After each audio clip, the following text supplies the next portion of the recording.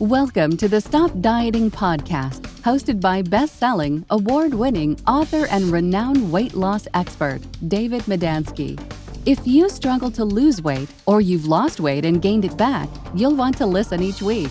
Each week, you will learn tips for healthy weight loss without going on a diet, without having to follow an exercise program, without counting calories, or having to purchase special meals or products.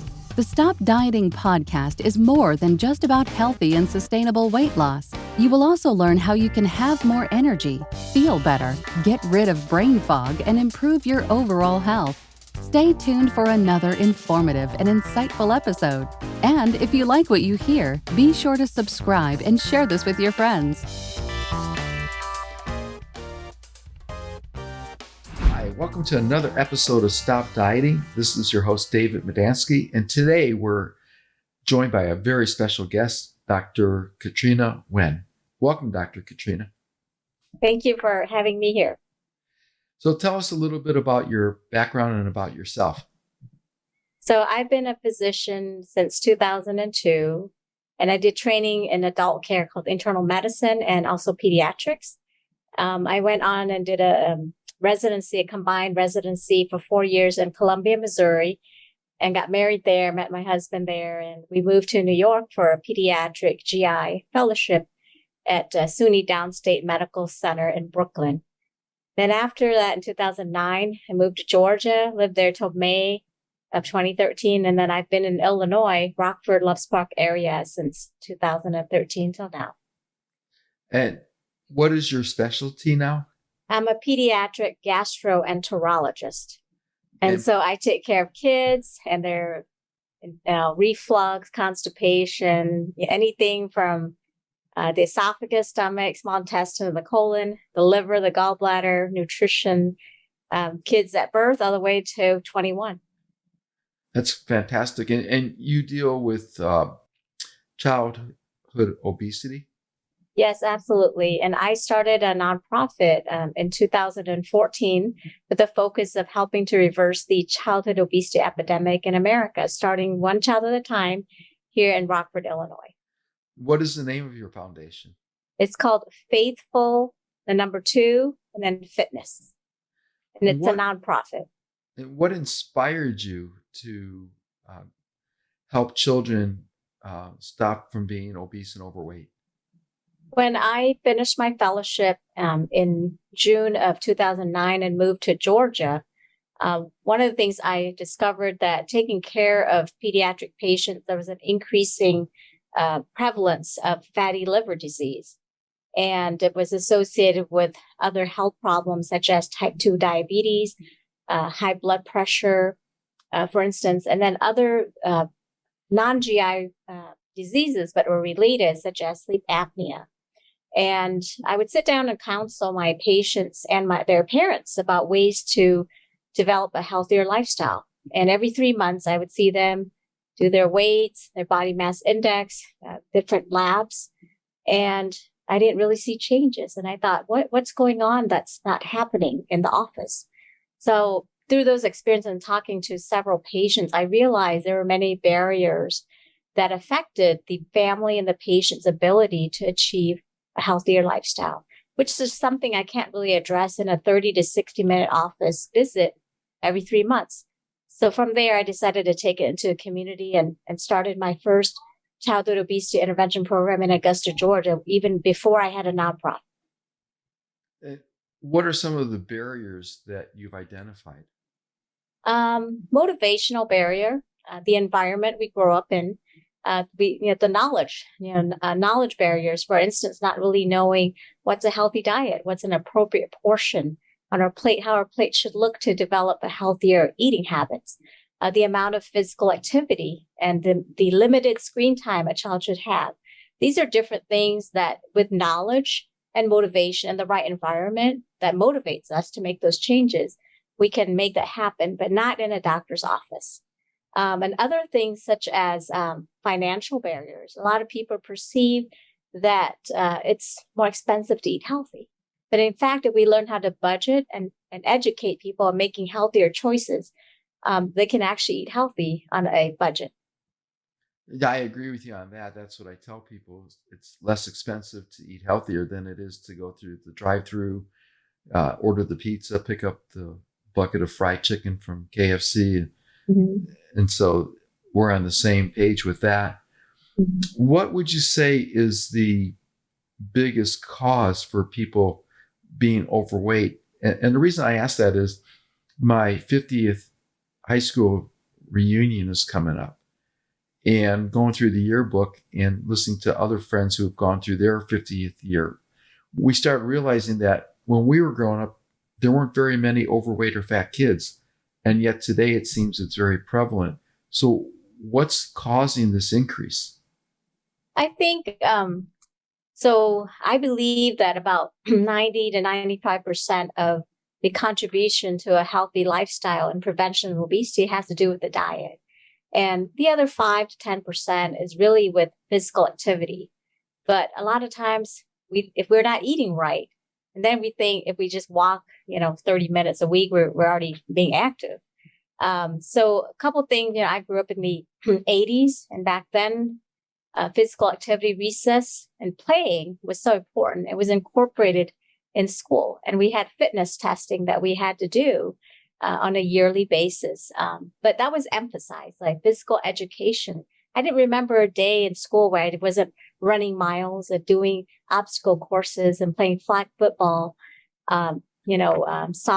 I mean, there was always something incorporated within the school day.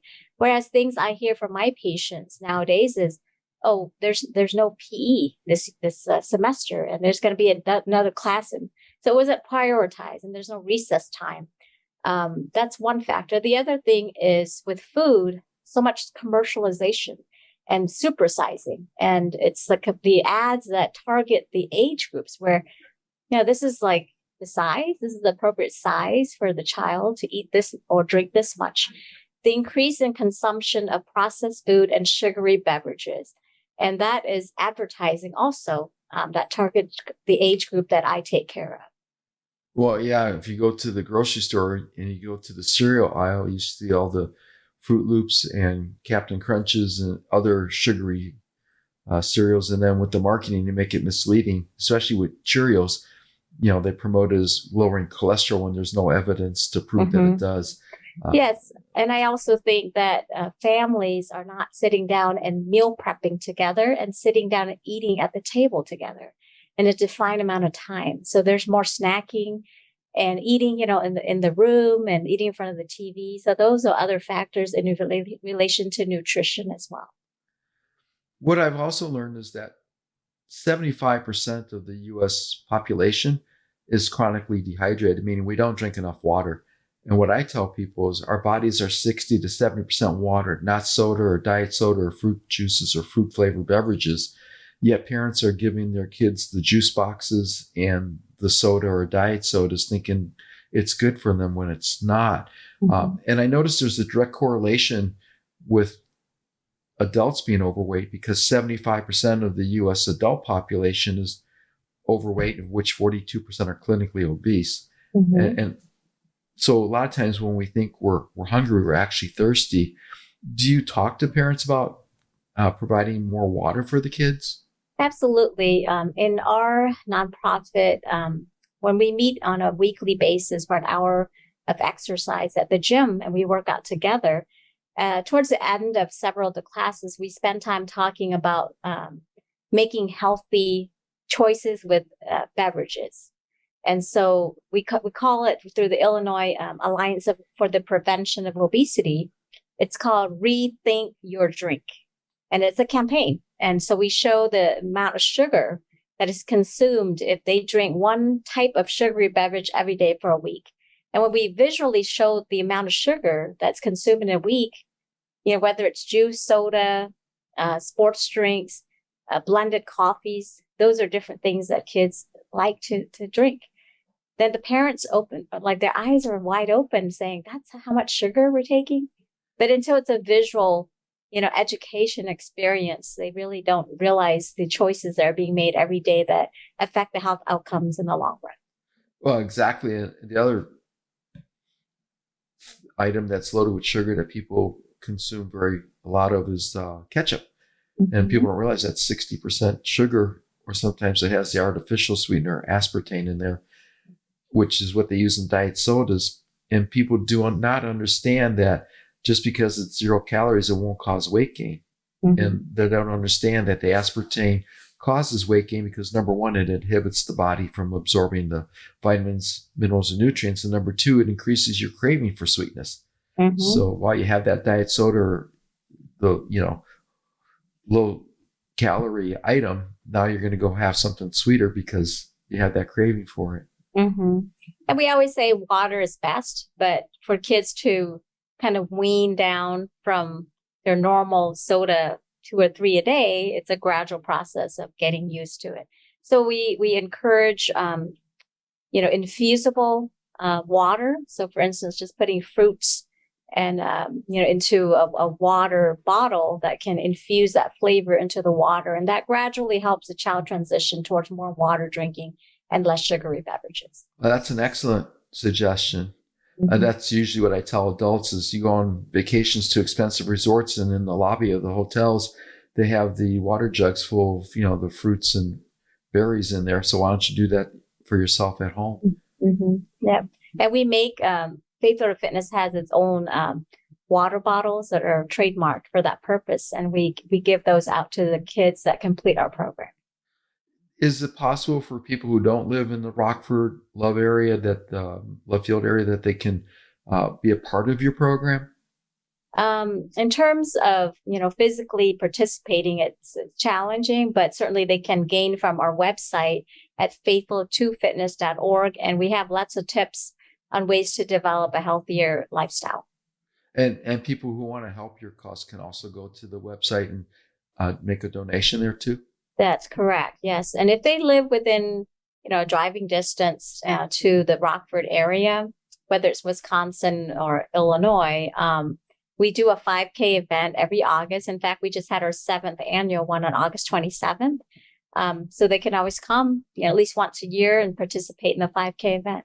We have family members and friends who fly in from Arizona, California, Massachusetts, Florida, just to do it every year. That's awesome.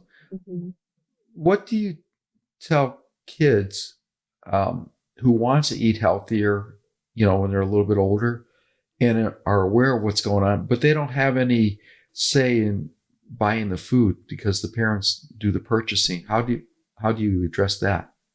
Well, our program actually requires the participation of the parent, guardian, or grandparent with the child. And as part of nutrition education, we provide interactive lessons through grocery store visits, along with sitting with a dietitian in a group setting. So we do myplate.gov. So we have a fake plate of fake vegetable, fake fruits, fake beverages. And we show them this is how your plate should look, and aiming for at least half the plate having fruits or vegetables in every meal. And really showing how little dairy we need on the side. If you really have to crave that milk, this much, this is, and comparing what the old portion sizes, the 4 ounce versus that 16 ounce that kids are seeing nowadays. So when we do grocery store visits, we teach them label reading also to be aware of what they're purchasing, whether it's sugar, cholesterol, the fat, the salt content, and then teach them about fiber and vitamins and antioxidants, things that they actually learn in their science classes, but applying it to their daily nutrition. When you talk about nutrition labels and how to read them properly, what is, in your opinion, the most important factor that the kids should look at? I think salt is a big factor, and sugar content. Those are two, but certainly salt is often overlooked, in terms of the salt content in lots of fast foods and things that are processed. And so we walk by, the snack aisles or the freezer meals, and we point out those things that, yes, it may be convenient and it may be tasty, but look at the salt content. Even things like sandwich meats, making better choices with that. Because a lot of times you see something on sale and it's like, is it really healthy for you. So you don't just go grab it, but think about what you're purchasing. So parents and the children are always amazed at how much salt is in some of the things that they have been purchasing. So they learn to make better choices with the same amount of money they're spending. That's interesting. What I usually teach adults is to look at the ingredients first, because if they're not able to pronounce it, it's probably a chemical that's not good for them. Mm-hmm. And I agree with you that, they should avoid the highly processed foods, which is the processed meats. And they should avoid manufactured foods, which people aren't aware of. And the difference is manufactured foods are foods made in a lab by a person in a white lab coat, as opposed to Mother Nature. We do take the kids to a farm, an organic farm here in Illinois, Caledonia, Illinois, which is about a half an hour drive from Loves Park. And we do that 2 or 3 times a year. So that's one of our community partners. And that's an opportunity for them to see where food is grown, and they get to actually pick vegetables and build a salad. And they learn how to make a vinaigrette, and they sit down and eat together the salad for lunch during that tour. So that's an opportunity for them to see it as well. And really the other thing is, we always tell parents, if you involve your child in making the food, they are more likely to eat it, versus if you make it without them being involved in the process. That's an excellent suggestion. When you talk about portion sizes and the size of a plate, how do you address that issue? I think that for kids, it's a picture. A picture is worth 1,000 words, as they say. And they just need that visual. We talk about eating like the rainbow. That's another thing my dietitian likes to discuss. We also say how, we really don't talk about any specific diet. It's about like a lifestyle change. So our program does not choose any diet any child has to be on, but we talk about eating like the rainbow. The other thing is, it's being realistic and saying every child's going to crave something like pizza or burger, but how can you make that pizza or burger night or taco night healthier? Have more sides that have vegetables and fruits. And so that's one thing we emphasize. Have a salad with it, rather than just this. So it makes them kind of rethink, how can I meal prep and include the things that can make this meal healthier? That's excellent. One of the things I learned in researching for the books that I put out is that our portions have been supersized without us realizing it. And the reason I say that is in the 1900s, the average size dinner plate was 9 inches in diameter. And today it's 12 inches. In restaurants, it's 13 to 15 inches. Yet in Europe, their dinner size plate is still 9 inches. So what I suggest to people is to use a salad plate instead of a dinner size plate to reduce the portion sizes. And as you said, there's an optical illusion. And what they found in doing research they call it the Del Boa experience.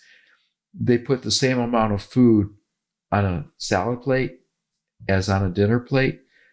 It's an optical illusion because the food on the salad plate looks like there's a lot more, and the food on the dinner plate looks like there's a lot less. So people tend to overeat because they're thinking they're not eating enough. Absolutely. But yeah, our dietitian also talks about like a pizza, slicing the pizza. So that same big slice of pizza, if you cut it in half, you're thinking I ate 2 slices instead of I ate 1.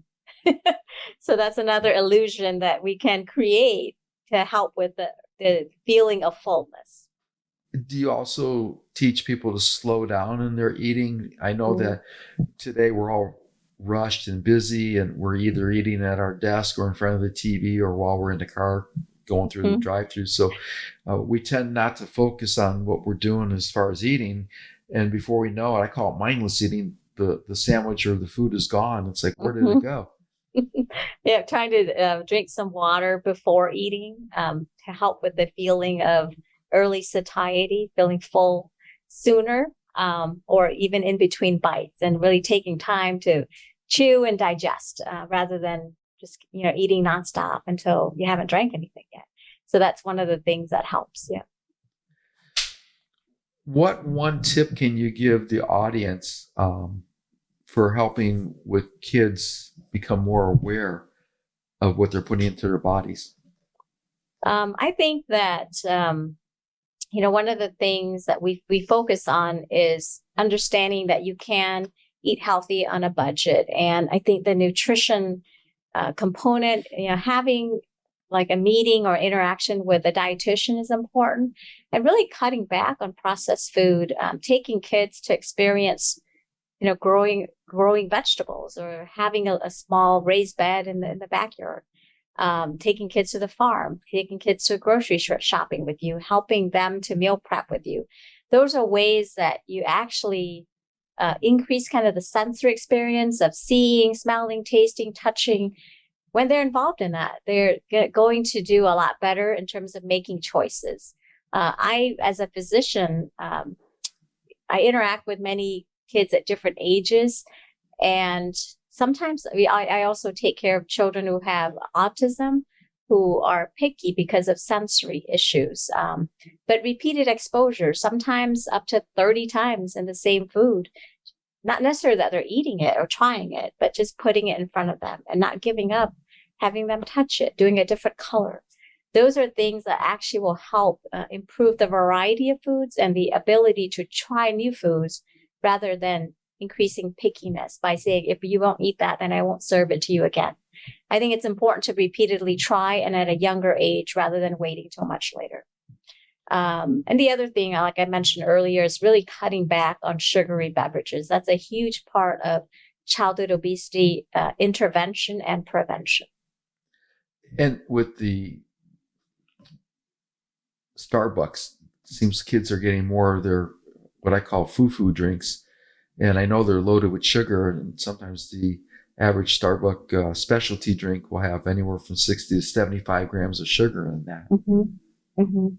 Yes, that's a big part, especially in kids who are in junior high and high school. That's often considered like a treat, and we always tell parents, well, if you're driving them to get it every morning, you're the one that can help make that decision, to say, we're not going to do that. We also not only talk about the sugar content, but really the effect of caffeine on linear growth in children who are developing and growing. So my dietitian and I always say, who wants to grow tall, the tallest possible? There's no kid that doesn't want that. And so when we say that, they say, well, if you're going to drink all that caffeine, it's going to stunt your potential for growth. So we also emphasize the importance of avoiding caffeine in your diet when you're in the growing stage. What is the growing stage for the audience who may not know? Well, up to 18, for the both women, for girls and boys, but certainly depending on your genetics or your parents, you may have a maximum height that you'll reach. But certainly, why limit that potential with other things that are not healthy for your body? And do you notice that there's an increase of kids drinking those energy drinks, such as Red Bull and other? Mm-hmm. And that's so during our grocery store tour, we do all the aisles, and then we actually end on the beverage aisle where the energy drinks and caffeine and all those things are. And we talk about, I think years ago, there was a news article that featured kids who overdosed on caffeine, on things that look natural, including the energy drinks. And, they died of heart attacks or stroke, other things. But certainly we emphasize why this aisle is the aisle you don't need to go to for children who are shopping. So during that time, we often see adults coming through and sneaking in and say, I just need to get this. And it's almost like, it's just funny because, it's like the way they were getting it was like a little shameful. Like, I'm just going to sneak in here and grab a few things. And we're not judging, but especially for kids, we just want to educate. Yeah. Do you ever videotape the tours through the grocery store? Because I think that would be a great idea to educate more people on how we haven't done videos as of yet, but we do a lot of photos during the tour in different sections of the grocery store.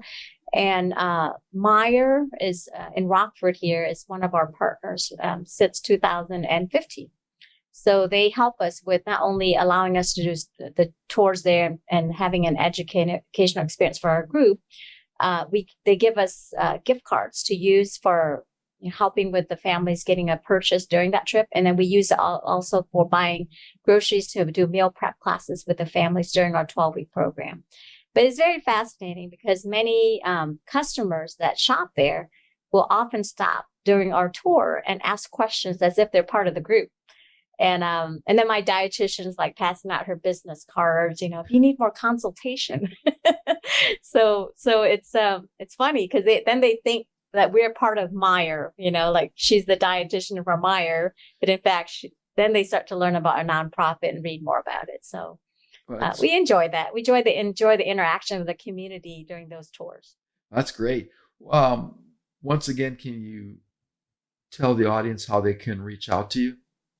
So you can visit www.faithful2fitness.org. That's our website. We also have a Facebook page, facebook.com/faithful2fitness, or you can email me at knguyen@faithful2fitness.org.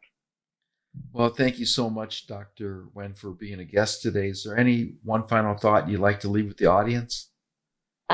People often ask me, what's the difference between childhood obesity intervention versus adult? And as someone who trained in adult and pediatric care, I focus on children because the opportunity for prevention is much higher and the changes in nutrition can affect long-term health outcomes much better than in adults. But I think it's a community effort and a family effort that makes the biggest difference in childhood obesity.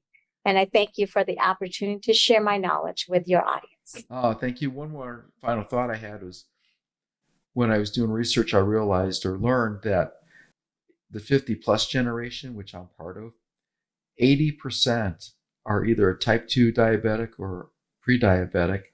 And if they're pre-diabetic, what it means is if they do not change their eating habits and lifestyle, they'll be a type 2 diabetic within 7 years. So that means that almost 80% of people over the age of 50 are type 2 diabetic. And I find that alarming, especially because it's preventable, as you know, and it's also reversible. So I appreciate that you're starting with kids at an early age so that they can understand that they can prevent getting type 2 diabetes. And it's not just something that they should expect as a normal. Yes. And, one last thing I wanted to share is when we had our 7th annual 5K event on August 27th, I had 2 people who spoke at the event. And it was a mother and son who has completed our program the last 2 years.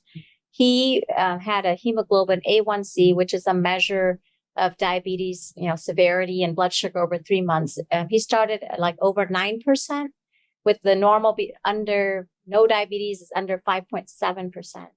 Well, after 2 years in our program, his level is 6.3%. And he used to be on insulin shots 3 times a day, and he's been off insulin for 3 months, only on 1 pill. But his goal is still to get his A1C under 5.7%. So that's the benefit of working with children, that there is hope for prevention and reversal of childhood obesity and the related comorbidities in such as type 2 diabetes. Oh, that's fantastic. Thank you again, Dr. Nguyen, for being a guest, and I appreciate your sharing your knowledge and information and great ideas. Thank you. It's my pleasure. Thanks for listening to the Stop Dieting podcast. Remember to like and subscribe so you won't miss a single episode to get more healthy eating and lifestyle tips. Motivate and inspire others to be healthy by sharing with your friends.